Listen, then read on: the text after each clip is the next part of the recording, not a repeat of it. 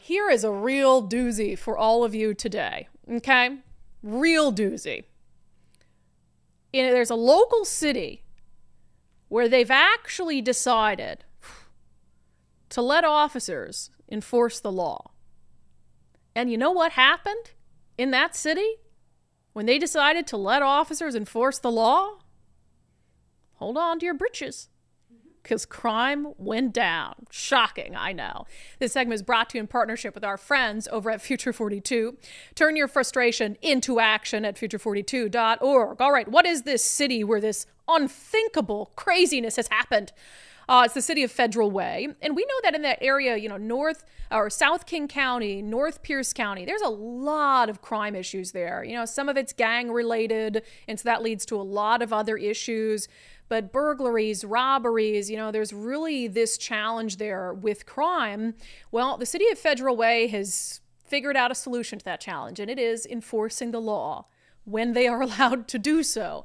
So there's a couple things at play here. First, I'll just look at the stats that were put out by the city of Federal Way. So they anticipate year over year that crime's going to be down around 11%, if not more, by the time we finish out December. They've seen a 50% drop year over year in homicide.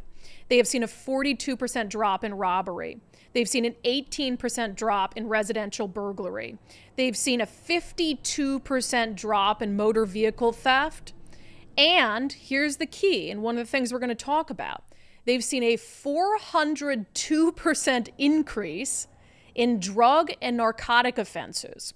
So you might be thinking, 402% increase. The drug crisis is out of control. No, with that particular crime, the only way you're able to measure it right is if arrests are made. So like with murder, for instance, you know when there's a homicide. An arrest doesn't have to be made for it to be counted as a homicide. But with a drug or narcotics offense, that's a 402% increase in arrests. That's what's being reflected there.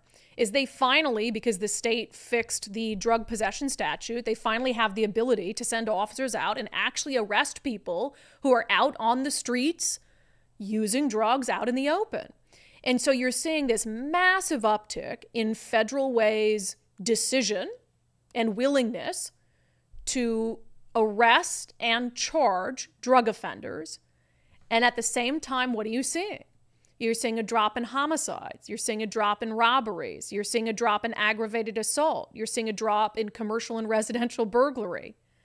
And then you're seeing a 52% drop in motor vehicle theft. Now, I think there is also some nexus there to arresting more drug offenders, but what other thing do you think is attributable to that 52% drop in motor vehicle theft?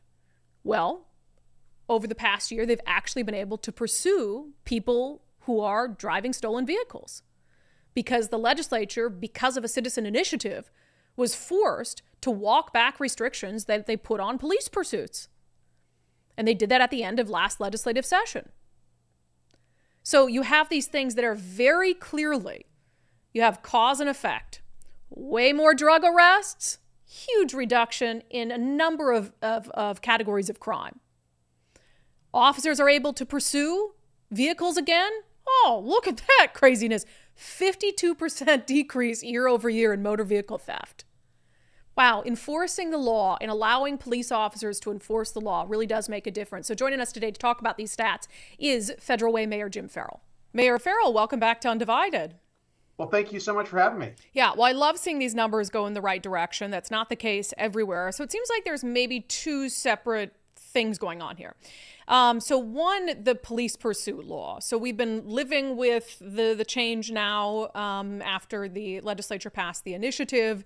And you guys have seen a 52% decrease year over year in motor vehicle theft. Can you attribute that to the change in the law? Yeah, the bottom is dropping out of that number, just like we knew it would. It's a crazy amount. In fact, I've been watching this number all year. My prediction is even next year it'll keep going down, and that's because we can pursue and word's out. But I got to tell you, so I had a feeling that car theft would be at that number, and that's a dramatic decrease. But the other number that really caught my eye and that prompted me to put this information out for the people to see is the 42% decrease in robberies. Yep. That is a dramatic decrease. And that's because almost every robbery that was occurring in our city right off the freeway was occurring in a stolen car, either to get there, to leave, etc. And so that's dramatic. Month to month, comparing this November to last November, that reduction was a 70, I think 72% reduction in robberies comparing November's crime numbers. Yeah, that's So, awesome.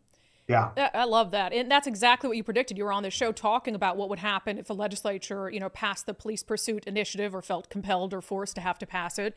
And it yep, wouldn't just be the motor vehicle theft. It would be all the things that you've been saying all along, I've been saying all along, are tied to we're tied to the rampant increase in motor vehicle thefts. And right. so you're seeing this now. I mean, do you expect anyone to discount that? To say, well, it could be is there anything else they might try to attribute it to? It's probably a couple of other things. I mean, I think, what's interesting. I was at a board meeting for Valley Communications, which is the Valley 911, Yep. and they had noticed their numbers were down, and I told them about ours, and I attributed that to car theft as well, or excuse me, the pursuit law. Mm-hmm. Residential burglary is down 18%, and commercial burglary down 8. I got all these numbers memorized, Brandi. Good for And you. I got to tell you, I think it's a cascade effect. Yeah. And so when my last assignment at the King County Prosecutor's Office was in the car theft unit. I spent a few years in the homicide and violent crime unit, but my last assignment there was in car theft. And one of the things I noticed when we still had paper files is that these guys, these prolific car thieves, would go car to car to car to car. Yeah. And when we took them off the street, the numbers would drop dramatically. And that's just because that you've got the same people, a very small cohort of people committing a lot of these crimes. So that's what's occurring. Yeah, it's awesome to see. I think it's undeniable because again, there is that if you're running into a building, you're not doing it with your car. Right, If you're right. smashing in to steal an ATM, you're not doing it with your car. You're doing it with a stolen car. Yeah. The other big Yep. factor here, I think, and this to me shows Federal Way is doing what it needs to do, and I wish other people would follow suit. Is the nexus of drug use and your decision to arrest people for using narcotics out on the streets. So I think it was the Thurston County Sheriff was on the show, and I had asked him, how much of your crime crisis would be eliminated if we started to take the drug crisis seriously? And he said 90%. Because a lot of what they're dealing with is drug-motivated types of crime. So you guys have seen a 402% increase year Yeah. over year Yep. in drug and narcotic offenses. But that number reflects an increase in arrests, correct? That's right. Yeah. Yeah. So what had occurred, as you know, is several years ago when the state Supreme Court came down with the decision to essentially invalidate the state's drug law because it was missing one word. They had to intentionally, if you're going to be held accountable for a crime, it makes sense that the conduct has to be intentional, not accidental. So all the legislature needed to do was add one word. What they did instead was create this odd, two prior warnings that essentially created a state of de facto legalization of all street level narcotics. That meant that we couldn't arrest people because there was no database, no way to track it. And once the legislature actually went back, and I got to give them credit for doing this. And Brandi, I actually think the gross misdemeanor designation was exactly the way to go because they let us with the small amounts of controlled substances, cocaine, heroin, methamphetamine, fentanyl, district courts and municipal courts, city courts, are essentially like treatment courts. We can handle them better. If they had stayed felonies, that low level, I think it was a level 1 and level 2 Yeah. felonies on the SRA, Sentencing Reform Act, they were closing these cases immediately upon resolution.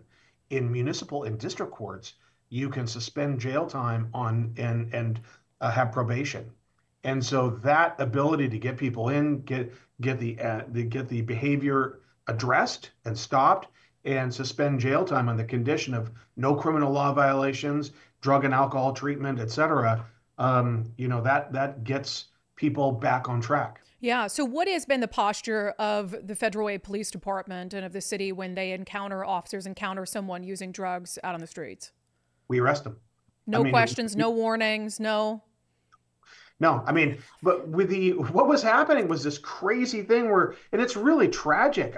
Sometimes I would be driving on down Pacific Highway, and people who use fentanyl, we've all seen it. They're literally like bent Yep. over, Fetty standing lean. up. Yeah, and it's tragic and it's sickening, and we were seeing people using and open air use, and we couldn't do anything about it really, and so now we can, Yeah. and if we see it, we interrupt it, and we make an arrest. Yeah. So you're making an arrest, and because it's sort of in this jurisdiction of a gross misdemeanor, you guys are what? Trying to go toward treatment, but if they don't accept it, then it's jail time? That's right. That's right. Yeah. Imagine Yeah. that. Imagine Yeah. this sane world we're living in. And you see it. You see it Yeah. borne out in the numbers. And I would even argue the homicide figure. I would even argue that between the motor vehicle or between the police being able to pursue again, and you guys doing that, and the substance abuse, I think that's why you're seeing half the number of homicides. Because we Yeah. know also, drive-by shootings or whatever it is, a lot of those are committed in stolen vehicles.